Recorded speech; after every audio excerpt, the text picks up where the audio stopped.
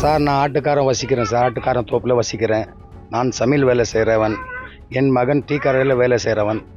இங்கே தான் நம்ம 500-600 ரூபாய்க்கு நம்ம வேலை செஞ்சிட்ருக்கோம். இப்போது இந்த ஜிஎஸ்டி பேப்பர் நாள் இப்போ 11 மணிக்கு எனக்கு போஸ்ட்லேருந்து வந்திருக்கு.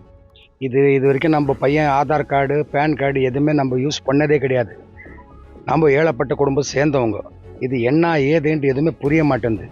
இது இப்போது 1 கோடி சில்லற ரூபாய் ஜிஎஸ்டினா நம்ம வீடை பாருங்கள், வசதியை பாருங்கள், நீங்கள் செக் பண்ணுங்க.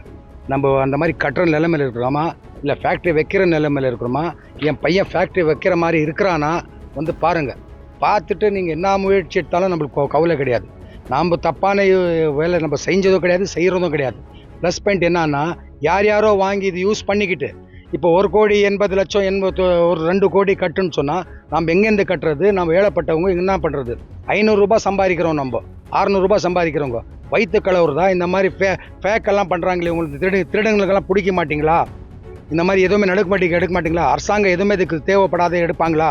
இதுக்கு எப்படின்னா வெளியே செய்கிறீங்களோ இந்த அரசாங்கம் தான் செய்யணும். ஏழப்பட்ட மக்கள் மேலே கருணை காட்டணும்.